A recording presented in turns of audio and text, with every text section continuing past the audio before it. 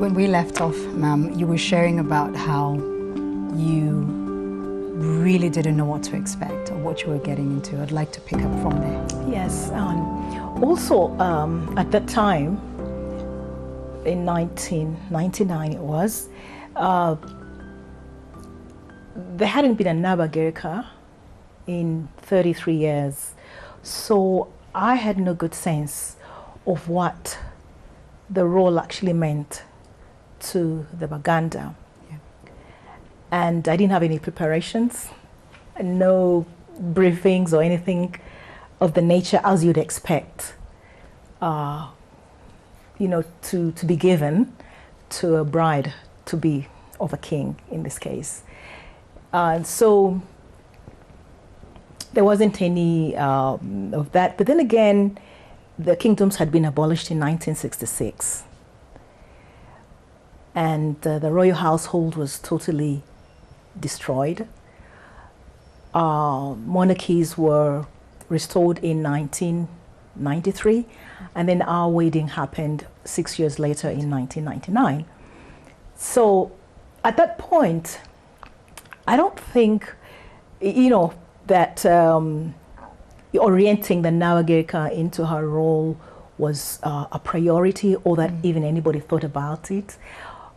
I'm not even sure if many people really knew what it entailed, or even, you know, if it was even necessary. And personally, I didn't really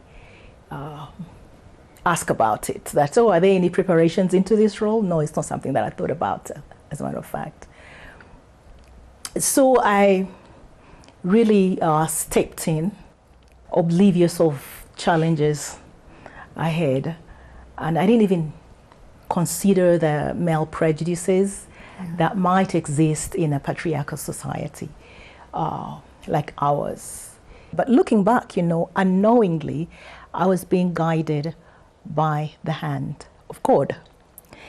I sometimes think that had I known what I got to understand later, or if I had approached this role from a purely logical or perspective or analytical perspective, I would have probably had a lot of difficulty. Yeah. But I was being guided by the hand of God, and just like, you know, when you see a child learning how to walk, they cling onto their mother's body, oblivious of the dangers ahead. So I guess my innocence became my strength as I grew into this role of the Nabagereka. Yeah, and I'd like to read a little bit. This is from,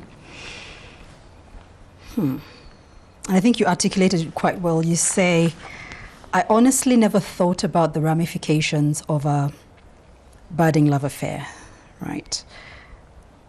And in my simple mind, I was in love with Ronnie, not the king of a great kingdom of Buganda. At 35 years old, I was ready to settle down, get married, and start a family. I think that nicely... That says it. that actually says it all.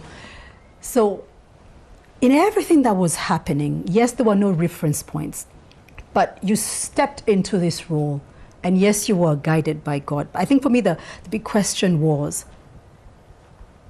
how did you learn to be queen with no reference points at all? Because to the outsider, it didn't look like you were struggling at all. Well, after 35 years, because then I got married when I was 36, after 35 years of being, of living pretty much a very ordinary life, I stepped into this role and assumed the responsibilities of the people of Uganda and the high expectations that come along with it. And, you know, when you say Nabagereka or queen, those are titles. And a title really describes what it is that is expected of you. Yeah. So I find it always very difficult when someone says, how do you feel to be a queen, or how do you learn to be a queen? I think it's just that the title really kind of describes what it is that is expected of you. Like I said, when you get married, of course you have all the responsibilities of a wife. But then I thought there was a little bit more that I can actually do. So that's when I stepped into doing other things that are supportive of the monarch, things that are supportive of kabaka, the work that's doing, things that are in line with the kingdom program. Okay. One thing is that I was very much amazed at the love and passion that the people of Uganda have for the kabaka. And from time immemorial, the people of Uganda or the Baganda have always identified with the kabakaship as a source of core identity, as a rallying point, and as a personification for their social, political, economic, and cultural aspirations. And he's held in high regard, in high esteem, commands great respect and authority within the kingdom, but also outside of the kingdom. And what's very encouraging is that the younger generation also hold on to this conviction. Yeah. So by using his authority, he promotes unity, promotes peace, promotes industriousness, promotes development as a whole. And you've done very well. You've really done very well. But what's also, if I may add, the kingdom itself, the kingdom structure is very inclusive. We are all represented, through our clan heads. We're all represented, and therefore on that sense of belonging to the establishment. As you know, below the kabaka, you have the chief of the royals, that is Saba Langira. You have the head of the clans, Sabataka. You have the Abataka clan heads. You have Katikido, ministers, county chiefs, and sub-county chiefs. So that top-bottom structure enables the kingdom to leverage its soft power, to be able to organize, to mobilize people for development. And therefore, the kingdom really embodies, the people's aspirations. And even without political or legislative or administrative power. And with that comes great expectations. With that comes great expectations, which, considering we're having this conversation, Yes. you've really done well with those expectations. And I think it was Shakespeare who said that heavy is the head that wears a crown. I don't remember what play it was. It must have been either one of, I don't remember. What has been the cost of the crown to you, Your Royal Highness? Well, if you're talking about cost, you may think of in terms of freedom, that maybe you're not able to do the things that you would have done if you're not in that role. But for me, that loss is tremendously minimized when you think about the opportunities that you have available to you, the opportunities that I am able to use to be able to impact other people's lives. May lose some freedom, but then I gain more, like in terms of having the reach to be able to reach out, being able to influence, having a wider platform, and to do the things that I perhaps wouldn't have otherwise done. Yeah. And to me, I think in any position, wherever you're placed, you have opportunities and you have privileges, you have also responsibilities. Now, it's important that you don't let the privileges override the responsibilities, because then that's where the problem comes. The privileges will always be there if you focus on what it is that you're responsible for. Like I said, your title describes what it is that's expected of you. So sometimes when people look at royalty, they only see the privileges, and in some countries where it is so grand, like in terms of the face of it, because in Buganda it is grand in the sense that it is, you know, in the hearts of the people. When you go out, you can see a lot of grandeur in so many other forms, and that's where you probably feel that, okay, but they have responsibilities behind that. And so as for us, as the people who are actually carrying this forward, we need to be more focused on what it is that we're responsible for.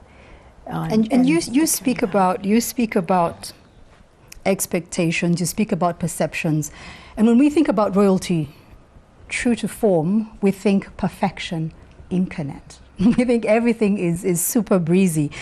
And the crown has great expectations, like you rightly put it, both intrinsic and extrinsic, obviously. And you do talk about some of these in your autobiography. And I guess for me the question is, Your Royal Highness, how do you get to gracefully carry the weight of this crown and still be yourself outside of the crown? Again, I think it goes back to what I just talked about, not being lost in what the privileges of that crown. You know, in this case, the crown, we're talking about the title of Nabagereka within the crown, and you know, focusing on what's most important. What is it that you want to do with that title? Not so much about what, you know, the title is all about. And speaking of the most important thing, Your Royal Highness, I'd like to quickly read something. It said, prior to my marriage, I didn't take time to think hard about what I was getting into. We've spoken about this extensively. At 36 years of age, I just wanted to get married. I therefore walked in without any informed thoughts about this gigantic role. And I honestly thought I was just coming to get married, have kids, and offer some services to my husband's enormous work, which would in turn contribute to the development of the country. So if you were to meet 36-year-old Sylvia Najinda, what would you say to her? Well, I'll tell her to be patient, more patient, because I think at that time when I came, I somehow, maybe coming from where the environment that I came in, which was a bit fast-paced, I thought things were moving so much slower, and so I tended to want to have things happen now and quickly. I was looking for results and couldn't see them in so many respects. So, but then later on I learned that, you know, let's move accordingly. So it's important to have the patience. But most important of all, I'll say to Sylvia, 36-year-old, don't ever let God out of your side. He should be at the forefront of everything that you do. You know, I talk about it, I grew up in a Christian family, but you see, I've always been on and off as far as faith is concerned. I was never, but it is something that it shouldn't just be on and off, but it should be always, like you say, you have to do God all the time, not just sometimes. He has to be there. You know, if you let him, he will hold your hand, he'll guide you in so many ways. And I think that is something that I'll tell her, and I'll even tell the younger people. And since we're getting up close and personal with you, what's the coolest thing you've done as a mom? Outside of the crown, what's the coolest thing you've done as a mom? When in Uganda, I can't do many cool things with the kids. But you know, kids like going out. When we do travel, that's when I am more able to do, you know, the cool things with them, go out to the parks, although we go to parks here as well. Do things that kids like doing. We play cards here. I think that's cool. We play Monopoly and those games. I bring in those games usually to take them off so that they're not consistently on their iPads or TV.